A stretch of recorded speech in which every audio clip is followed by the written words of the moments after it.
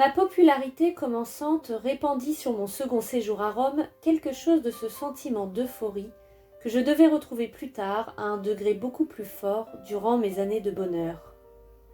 Trajan m'avait donné 2 millions de sesterces pour faire des largesses au peuple, ce qui naturellement ne suffisait pas, mais je gérais désormais ma fortune qui était considérable et les soucis d'argent ne m'atteignaient plus. J'avais perdu en grande partie mon ignoble peur de déplaire. Une cicatrice au menton me fournit un prétexte pour porter la courte barbe des philosophes grecs. Je mis dans mes vêtements une simplicité que j'exagérais encore à l'époque impériale. Mon temps de bracelets et de parfums était passé. Que cette simplicité fût encore une attitude importe assez peu. Lentement, je m'habitue au dénuement pour lui-même et à ce contraste que j'aimais plus tard, entre une collection de gemmes précieuses et les mains nues du collectionneur. Pour en rester au chapitre du vêtement, un incident dont on tira des présages m'arriva pendant l'année où je servis en qualité de tribun du peuple. Un jour, où j'avais à parler en public par un temps épouvantable, je perdis mon manteau de pluie de grosse laine gauloise. Obligé à prononcer mon discours sous une toge dans les replis de laquelle l'eau s'amassait comme dans une gouttière, je passais et repassais continuellement la main sur mon front pour disperser la pluie qui me remplissait les yeux. S'enrhumer est à Rome un privilège d'empereur puisqu'il lui est interdit par tous les temps de rien ajouter à la toge. À partir de ce jour-là, la revendeuse du coin et le marchand de pastèques crurent à ma fortune. On parle souvent des rêves de la jeunesse. On oublie trop ses calculs. Ce sont des rêves aussi, et non moins fous que les autres. Je n'étais pas seule à en faire pendant cette période de fête romaine. Toute l'armée se précipitait dans la course aux honneurs. J'entrais assez gaiement dans ce rôle de l'ambitieux que je n'ai jamais joué longtemps avec conviction, ni sans avoir besoin du soutien constant d'un souffleur. J'acceptais de remplir avec l'exactitude la plus sage l'ennuyeuse fonction de curateur des actes du Sénat. Je sus rendre tous les services utiles. Le style laconique de l'empereur, admirable aux armées, était insuffisant à Rome. L'impératrice dont les goûts littéraires se rapprochaient des miens le persuada de me laisser fabriquer ses discours. Ce fut le premier des bons offices de Plotine, l'impératrice. J'y réussis d'autant mieux que j'avais l'habitude de ce genre de complaisance. Au temps de mes débuts difficiles, j'avais souvent rédigé pour des sénateurs à court d'idées ou de tournures de phrases, des harangues dont ils finissaient par se croire auteurs. Je trouvais à travailler ainsi pour Trajan un plaisir exactement pareil à celui que les exercices de rhétorique m'avaient donné dans l'adolescence. Seule, dans ma chambre, essayant mes effets devant un miroir, je me sentais empereur. En vérité, j'apprenais à l'être. Des audaces dont je ne me serais pas cru capable devenaient faciles quand quelqu'un d'autre aurait à les endosser. La pensée simple mais inarticulée et par là même obscure de l'empereur me devint familière. Je me flattais de la connaître un peu mieux que lui-même. J'aimais à singer le style militaire du chef, à l'entendre au Sénat prononcer des phrases qui semblaient typiques et dont j'étais responsable. À d'autres jours où Trajan gardait la chambre, je fus chargée de lire moi-même ses discours dont il ne prenait même plus connaissance, et mon énonciation, désormais sans reproche, faisait honneur aux leçons de l'acteur tragique Olympos. Ces fonctions presque secrètes me valaient l'intimité de l'empereur et même sa confiance, mais l'ancienne antipathie subsistait. Elle avait momentanément cédé au plaisir qu'éprouve un prince vieilli à voir un jeune homme de son sang commencer une carrière qu'il imagine, un peu naïvement, devoir continuer la sienne. Mais cet enthousiasme n'avait peut-être jailli si haut sur le champ de bataille de Sarmisée-Gétuse que parce qu'il s'était fait jour à travers tant de couches superposées de méfiance. Je crois encore qu'il y avait là quelque chose de plus que l'inextirpable animosité basée sur des querelles raccommodées à grand-peine, sur des différences de tempérament ou tout simplement sur les habitudes d'esprit d'un homme qui prend de l'âge. L'empereur détestait d'instinct les subalternes indispensables. Il eut mieux compris de ma part un mélange de zèle et d'irrégularité dans le service. Je lui paraissais presque suspect à force d'être techniquement sans reproche. On le vit bien quand l'impératrice crut servir ma carrière en m'arrangeant un mariage avec la petite nièce de Trajan. Il s'opposa obstinément à ce projet, alléguant mon manque de vertu domestique, l'extrême jeunesse de l'adolescente et jusqu'à mes lointaines histoires de dettes. L'impératrice s'entêta. Je me piquai moi-même au jeu. Sabine, à cet âge, n'était pas tout à fait sans charme. Ce mariage, tempéré par une absence presque continuelle, a été pour moi, par la suite, une telle source d'irritation et d'ennui que j'ai peine à me rappeler qu'il fut un triomphe pour un ambitieux de 28 ans. J'étais plus que jamais de la famille. Je fus plus ou moins forcée d'y vivre. Mais tout me déplaisait dans ce milieu, excepté le beau visage de Plotine. Les comparses espagnols, les cousins de province abondaient à la table impériale, tels que je les ai retrouvés plus tard au dîner de ma femme, durant mes rares séjours à Rome, et je ne dirais même pas que je les ai retrouvés vieillis, car dès cette époque, tous ces gens semblaient centenaires. Une épaisse sagesse, une espèce de prudence rance s'exhalait d'eux. Presque toute la vie de l'empereur s'était passée aux armées. Il connaissait Rome infiniment moins bien que moi-même. Il mettait une bonne volonté incomparable à s'entourer de tout ce que la vie lui offrait de meilleur, ou de ce qu'on lui avait présenté comme tel.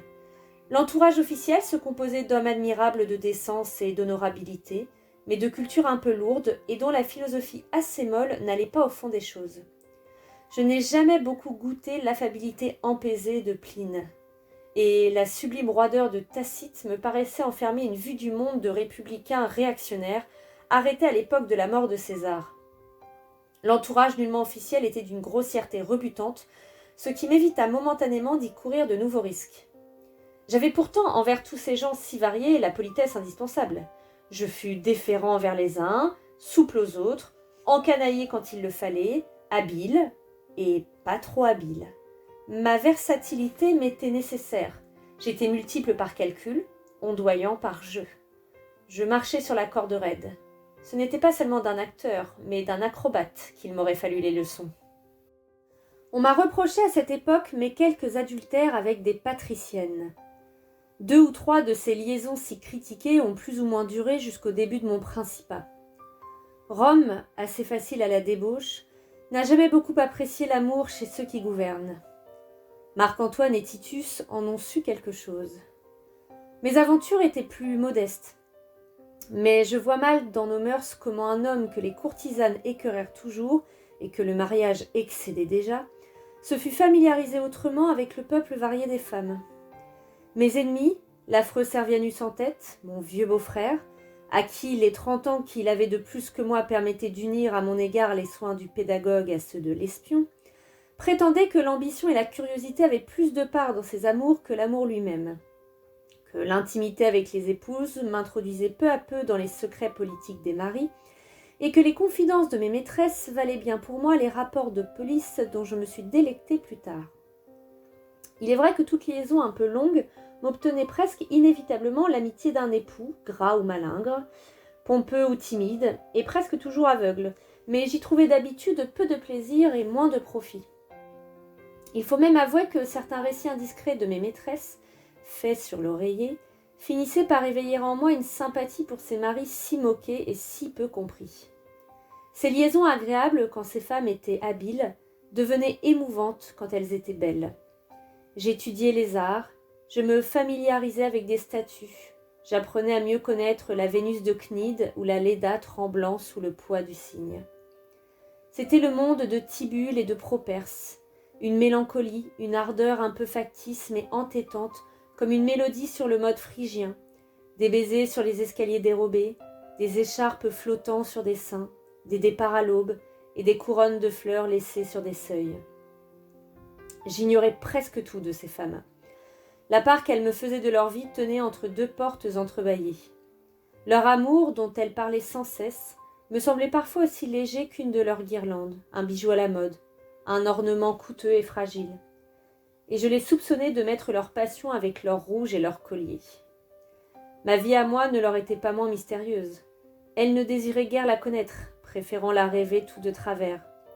Je finissais par comprendre que l'esprit du jeu exigeait ces perpétuels déguisements, cet excès dans l'aveu et dans la plainte, ce plaisir tantôt fin, tantôt dissimulé, ces rencontres concertées comme des figures de danse.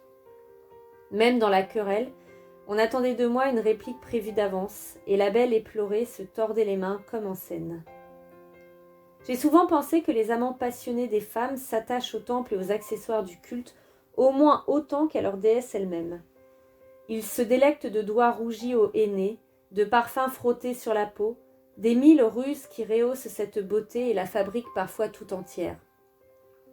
Ces tendres idoles différaient en tout des grandes femelles barbares ou de nos paysannes lourdes et graves.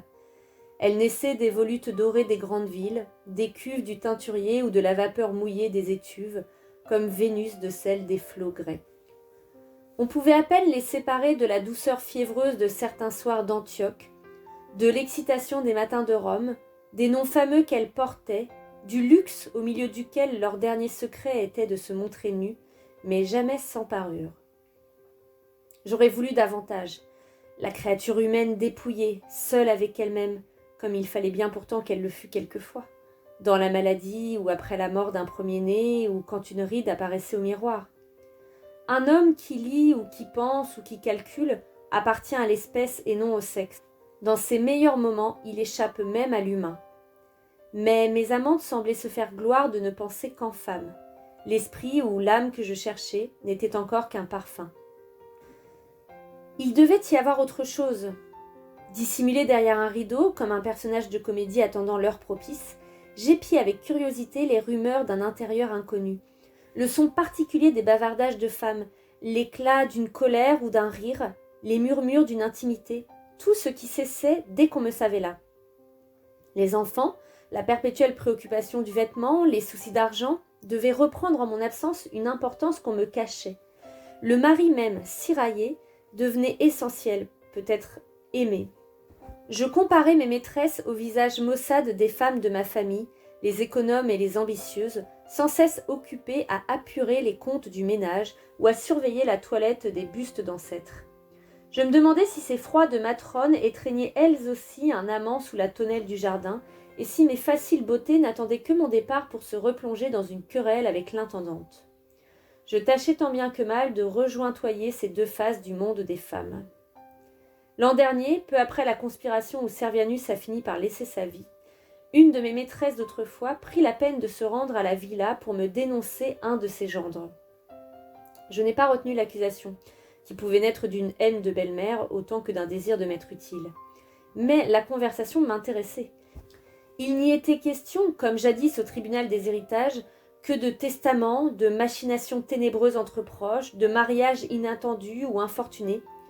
Je retrouvais le cercle étroit des femmes, leur dur sens pratique et leur ciel gris dès que l'amour n'y joue plus. Certaines aigreurs, une espèce de loyauté rêche m'ont rappelé ma fâcheuse Sabine. Les traits de ma visiteuse semblaient aplatis, fondus, comme si la main du temps avait passé et repassé brutalement sur un masque de cire molle. Ce que j'avais consenti un moment à prendre pour de la beauté n'avait jamais été qu'une fleur de jeunesse fragile. Mais l'artifice régnait encore. Ce visage ridé jouait maladroitement du sourire. Les souvenirs voluptueux, s'il y en eut jamais, s'étaient pour moi complètement effacés. Il restait un échange de phrases affables avec une créature marquée comme moi par la maladie ou l'âge, la même bonne volonté un peu agacée que j'aurais eue pour une cousine surannée d'Espagne, une parente éloignée arrivée de Narbonne. Je m'efforce de ressaisir un instant des boucles de fumée, les bulles d'air irisées d'un jeu d'enfant, mais il est facile d'oublier. Tant de choses ont passé depuis ces légères amours que j'en méconnais sans doute la saveur. Il me plaît surtout de nier qu'elle m'ait jamais fait souffrir. Et pourtant, parmi ses maîtresses, il en est une au moins que j'ai délicieusement aimée. Elle était à la fois plus fine et plus ferme, plus tendre et plus dure que les autres. Ce mince torse rond faisait penser à un roseau.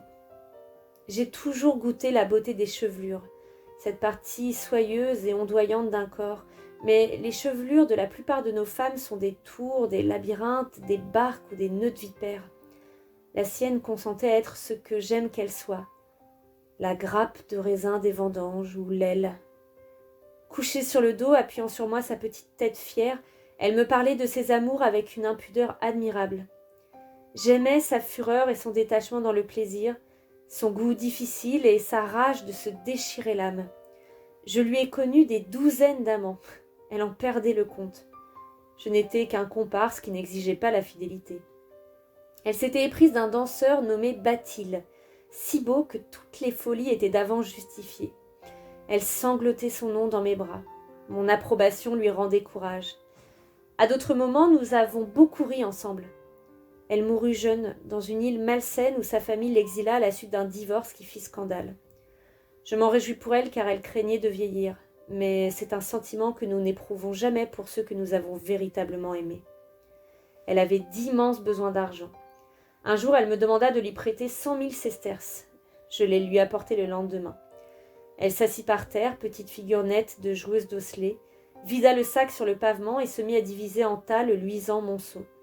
Je savais que pour elle, comme pour nous tous prodigues, ces pièces d'or n'étaient pas des espèces trébuchantes marquées d'une tête de César, mais une matière magique, une monnaie personnelle frappée à l'effigie d'une chimère, au coin du danseur Bathil. Je n'existais plus.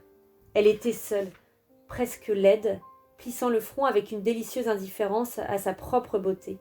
Elle faisait et refaisait sur ses doigts, avec une moue d'écolier, les additions difficiles. Elle ne m'a jamais tant charmée.